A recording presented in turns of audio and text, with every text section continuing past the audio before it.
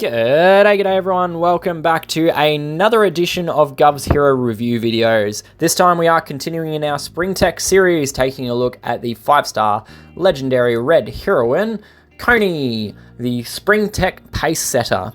Now Coney is available for summons as we saw from the Spring Seasonal Portal, which rolls around once every calendar year.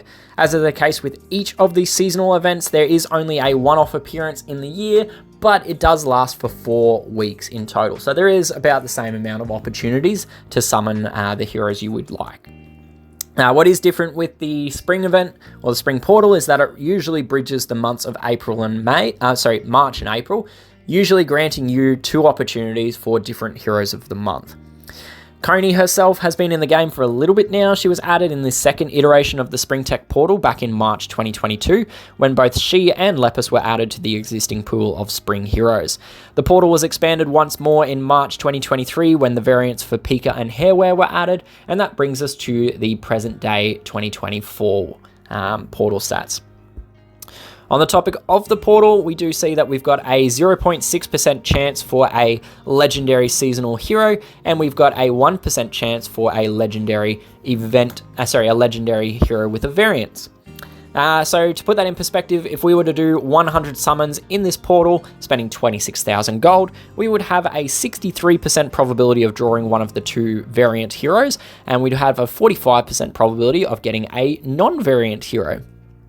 At the time of this review, if we were to drill down onto specific heroes, there would be a 39% probability of gaining a specific copy of a variant hero, and there is only an 18% probability of drawing a specific non-variant hero. So not great odds, all things considered. If we head back to her card, actually, let's not go to her card, let's head over to our roster and we can take a look at her artwork. So this is Coney's artwork. So she is the pace setter, so she's kind of got that speed look and everything. As with all of the bunnies, or the Springtech heroes, they've all got the bunny features. So Coney's is on the top of her motorcycle helmet, I guess. There's some kind of Tron Legacy vibes going on in terms of the outfit. But yeah, that's sort of her artwork. Feel free to pause it if you wish. Not sure about this random grenade, which is pretty in pink, sitting on her at the small of her back. But anyway, it will definitely bounce around as she runs at great speed. Coney, like all of the other Springtech heroes, they are members of the Springtech family, which means they will provide 5% charge to all allies whenever casting their special skill. This is increased by 2% per each additional Springtech family member in the battle. So this is a flat charge percentage. It doesn't matter what the hero's charge speed is, every hero is going to get a 5% improvement. Now, it does mean that slower heroes do gain more charge benefit because they require more charge to get to that 5% mark. The other thing is that the charge generation is affected by charge generation modifiers such as the variant bonus or class emblems or even buffs and ailments you have in battle, although you are unlikely to see any real impact from this because if we take the 5% that we get, increase it by 2%, like a class node on an emblem tree, it's only a 0.1% increase in charge generated. The other thing that I will point out is that it does have to be unique heroes, so it can't be 2 copies of Coney, it's got to be 2 different heroes, such as pairing Coney with variant Pika or even Hairwear as a normal option. In terms of her personal stats, Coney comes in with 728 attack, 697 defense, and 1,385 HP. So there is a little bit of a skew there going from, whoops, we didn't delete that from the last review, going from those defense and HP stats across to the attack stat. It isn't a very big improvement. It is only slight. We can see it's plus or minus only about 20 points. I will mention as well, in terms of power creep, Coney is 697 power compared to some of the newer heroes like Topaz at 742. All power means is that there is less base stats to distribute. So it's sort of a calculation of the base stats gives the power, so higher power equals more total base stats. Coney's speed is set to 60, which is fast speed, and requires 9 tiles to charge or 5 ghosted tiles. The speed break occurs at 65 speed, which needs +5, so you can do that using any of the red speed guns you have in game. There's the 4-star Tigger Happy, which provides +7, and there's also 2 5-star guns, which give +9, which are the Chekhov SVK and the Firewing Trig. The double break does need plus 12, so you've got to get all the way up to 72 speed, which you can't actually do in the game, even if you were to take a plus 9 gun and combine it with her class emblem node. So as a result, the 2% charge node on her talent tree, it's not of any real relevance at all. On the topic of her class, she is a member of the Recon class, which grants her the chance to evade direct damage coming from special skills, and it will provide a 20% flat charge bonus for each successful evasion. I do really like the Recon class perk. It does give a discrete chance to avoid damage, so it's discrete from dodge, meaning that it is much more effective than just a 60% dodge improvement on a hero that's already got another dodge source. So it also gives free charge, so there's not a lot to not hate about it. So because of this, I tend to put +1 on most of my leveled Recon heroes just to activate the chance for the evasion. Generally speaking, in terms of an emblem path, I would not recommend putting emblems on Coney. I don't see her as being a worthwhile investment of those emblems. However, if you were definitely going to be putting emblems onto Coney, I would suggest going an attack path just to try to improve her damage output, because it is quite poor at the moment. So if we are to follow that path down, we are seeing that we are generating a lot of attack nodes. I would definitely 100%, as we mentioned, we don't really need the speed bonus because she doesn't benefit from it. So we can pick up the attack node instead. And the other thing to sort of note as well is that the 19 and 20 nodes, neither of them really provide any benefit to Coney. One of them is defense, the other one is the crit bonus. So yeah, we'd stop at 18, but honestly, I probably wouldn't advise putting emblems on Coney at all. Heading back to the portal, we can have a look at her special skill. So her special skill is titled Burrowing Burst, and at level 10 skill and 60 charge speed, it will deal 180% damage to the target with minor damage dealt to nearby enemies. The damage is increased by 21% per each red tile on the board, up to a maximum of plus 168% additional damage. The caster then regenerates 285 HP over 3 turns. So before we go any further with the review and start breaking things apart, I do need to explain the phrase minor damage. So minor damage is just half the percentage listed in their special skill. So in the case of Coney, she deals out 180% damage to the target. So what that means is that half of that, 90%, will be dealt to the nearby enemies.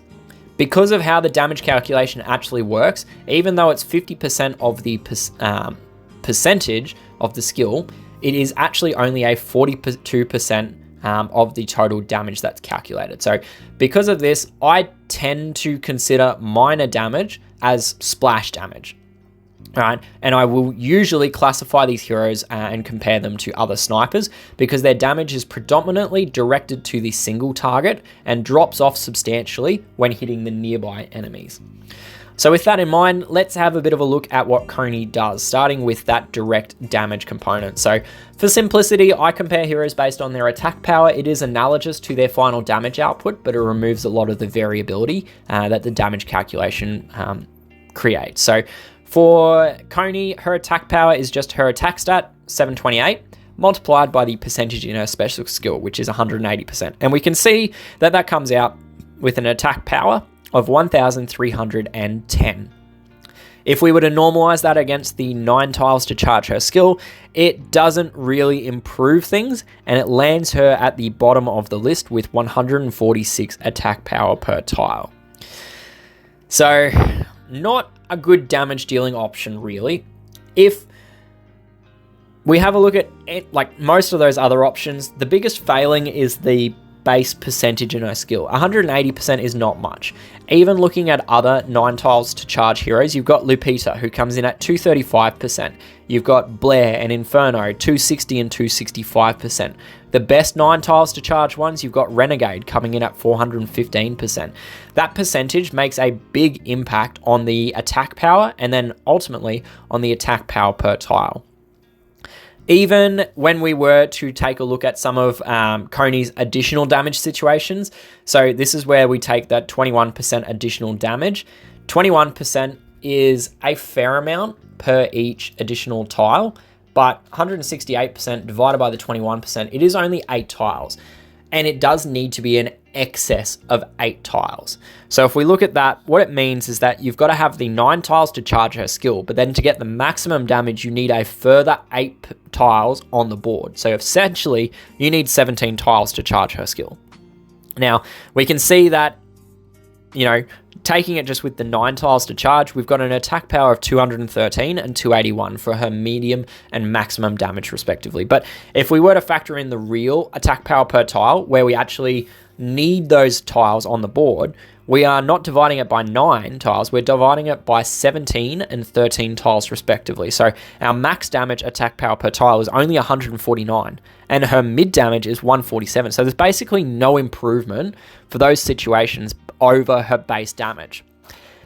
But you still do, in those situations, if you've got a very generous board, you still do benefit for situations where there is a natural abundance of red tiles on the board, okay?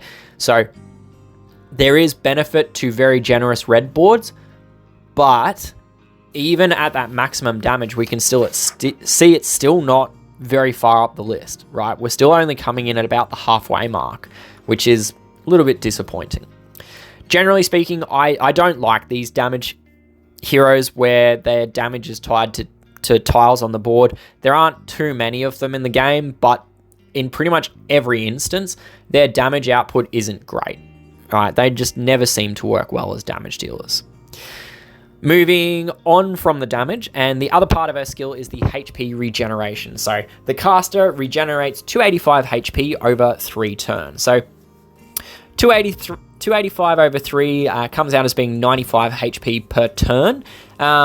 It's a reasonably standard number for heal over time effects. There's sort of like a couple standards. There's the 285, then there's one which is higher, and then there's like at 345, I think it is. So it is the lower of the standard options. It is also just for her. There's no team impact, which is a little bit of a disappointing feature.